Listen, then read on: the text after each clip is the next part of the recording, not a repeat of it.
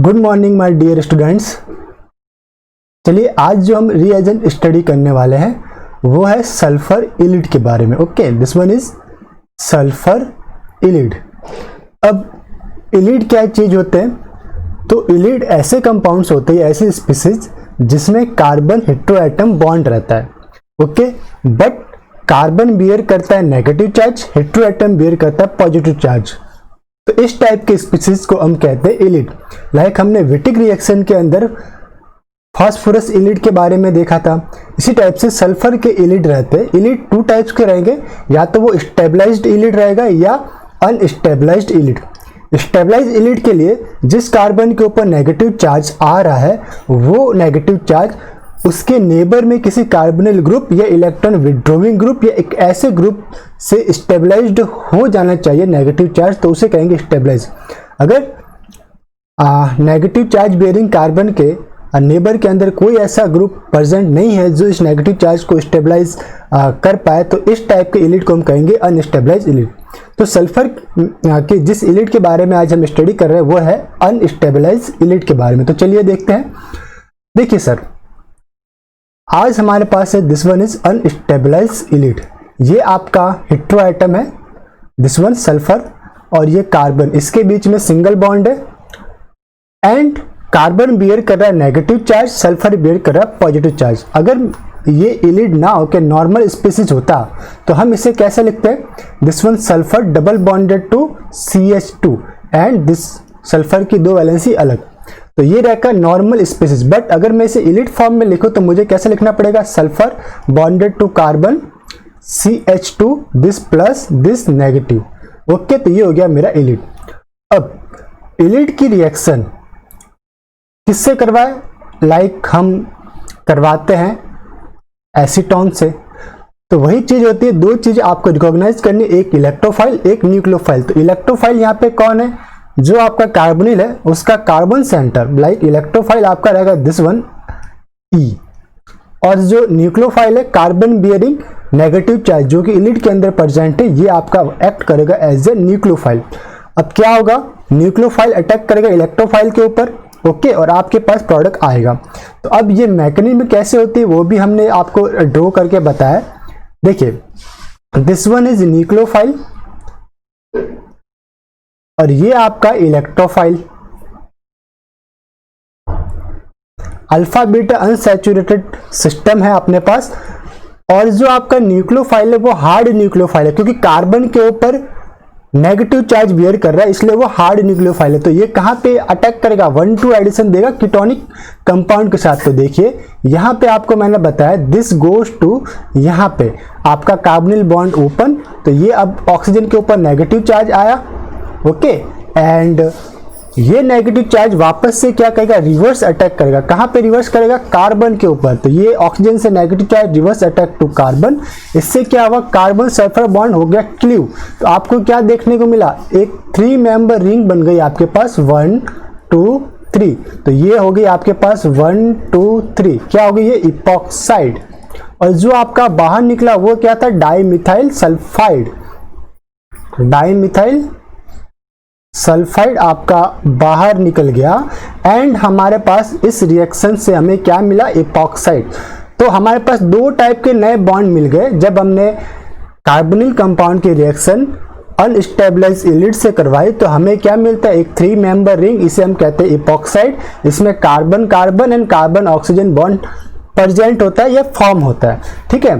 तो हम अनस्टेबलाइज इलिड के कुछ शॉर्ट ट्रिक देख लेते हैं एक बार, कि शॉर्ट ट्रिक इस टाइप से याद रखना। तो देखिए, शॉर्ट ट्रिक के लिए पहला जो आपको इलिड रिकॉग्नाइज करना पड़ेगा, अनस्टेबल सल्फर इलिड होना चाहिए। देखिए, जो मैंने ये आपको ड्रॉ किया ये अनस्टेबल है। सपोज मैं एक और इलिड आपको ड्रॉ करता हूं, दिस वन टाइप का, सॉरी, हम एक इलिड और आपको ड्रॉ करते हैं, this sulphur positive charge, this CH and this one is CH3, ये नेगेटिव चार्ज। तो ये जो पर्टिकुलर इलिड मैंने ड्रॉ किया येलो बॉक्स के अंदर मैंने रखा, ये कैसा इलिड है? स्टेबलाइज्ड इलिड है, स्टेबलाइज्ड इलिड। तो इसके अंदर इपॉक्साइड फॉर्म हो भी सकता है, नहीं भी हो सकता, ये डिपेंड करता है स्टार्टिंग मॉलिक्यूल कैसा दे रखा है, ठीक है। तो क्यों? क्योंकि यहाँ पे जो आपका नेगेटिव चार्ज है वो राइट साइड के अंदर स्टेबलाइज्ड हो रहा है। नेगेटिव चार्ज अटैक करेगा कार्बन कार्बन बॉन्ड पे, ये ऑक्सीजन कार्बन बॉन्ड ओपन हो जाएगा। तो पहला आपने क्या रिकॉग्नाइज करना है कि अनस्टेबल सल्फर इलिड हो, ये किस टाइप से एक्ट करता है? As a hard nucleophile. Carbonyl compound पे ये कौन सी रिएक्शन परफॉर्म करेगा? कार्बोनिल के ऊपर ये 1,2 एडिशन रिएक्शन परफॉर्म करेगा। तो आपको क्या मिलेगा? इपॉक्साइड फॉर्मेशन होगा। इपॉक्साइड में कौन से दो नए बॉन्ड मिलते हैं आपको? Carbon carbon and carbon oxygen, दो नए बॉन्ड फॉर्म होते हैं। अब इसके ऊपर बेस्ड क्वेश्चंस देख लेते हैं। This one is alpha beta unsaturated compound आपको दे रखा है। आपके पास एरो के ऊपर क्या दे रखा है? इलिड दे रखा है, सल्फर इलिड। हमें पता है कि सल्फर इलिड अगर अनस्टेबलाइज्ड है तो ये 1,2 एडिशन शो करेगा। तो देखिए 1,2 एडिशन दिस वन अगर हमारे पास शो करे तो हमें क्या मिलेगा? ये आपको मिलेगा इपॉक्साइड। कब? जब ये अनस्टेबलाइज है। अगर आपका सल्फर इलिड स्टेबलाइज है, लाइक ये जो मुझे नीचे की ओर मैंने ये बॉक्स लगाया है, इसमें आप क्या कीजिए, राइट साइड में ये CH2 को CH कीजिए, राइट साइड में एक कार्बोनिल और ऐड कर दीजिए। तो ये कैसा हो गया? स्टेबलाइज्ड इलिड हो गया। स्टेबलाइज्ड इलिड ये क्या फॉर्म करेंगे? अल्फा बीटा अनसैचुरेटेड कीटोन के साथ 3 मेंबर प्रोपेन रिंग शो करेंगे। क्या करेंगे? प्रोपेन, साइक्लोप्रोपेन रिंग फॉर्म करेंगे। अब ये कैसे करेंगे? Stabilise ylide act as a soft nucleophile. तो ये 1,4 एडिशन शो करते हैं। उस कंडीशन में आपके पास प्रोपेन रिंग बनती है। कैसे बनेगी? अगर आप ये देखना चाहते हैं तो चलिए इसका मैकेनिज्म मैं आपको शो करके बता देता हूं। लाइक आपके पास क्या था? This one is carbonyl 1,4। आपके पास एक दिया है स्टेबलाइज इलिड, तो this one is CH negative charge, this is sulphur ये पॉजिटिव चार्ज, और यहाँ पे कार्बोनिल दिस CH3। अब फर्स्ट स्टेप क्या रहता है? नेगेटिव यानी ये आपका है न्यूक्लियोफाइल, ये आपका इलेक्ट्रोफाइल। तो क्या करता है? Nucleophile attack on electrophile 1,4 addition, ये यहाँ पे अटैक, ये बॉन्ड आपका यहाँ shift, oxygen carbon bond open. तो आपको क्या मिलेगा? नेक्स्ट स्टेप में आपको मिलेगा oxygen be a negative charge, this double bond, and इसका 4th पोजीशन के ऊपर आएगा CH। Okay, then this one, and हमारे पास क्या रहेगा? दिस वन, ये सल्फर पॉजिटिव चार्ज। ओके, अब अगर मैं रिवर्स अटैक की बात करूं तो रिवर्स अटैक किस टाइप से होगा देख लीजिए। This bond goes to here, ये आपका जाएगा यहाँ पे, और ये आपका जो पर्टिकुलरली पोर्शन है दिस कार्बन सल्फर बॉन्ड, ये आपका क्या होगा? बाहर। तो आपको क्या मिलेगा? आपको मिल जाएगा oxygen bearing negative charge, this one, ये आपको मिला ऑक्सीजन कार्बन अब डबल बॉन्ड हो जाएगा, फिर ये साइक्लोहेक्सेन, और इसके ऊपर ये 3 मेंबर रिंग आपको अटैच करनी है, दिस C, दिस इसके साथ एक H है और एक जुड़ा हुआ आपके पास दिस कार्बोनिल। तो जिसे मैं हाईलाइट कर रहा हूं येलो, ये क्या मिल गया आपके पास? Cyclopropane ring, this one is cyclopropane ring.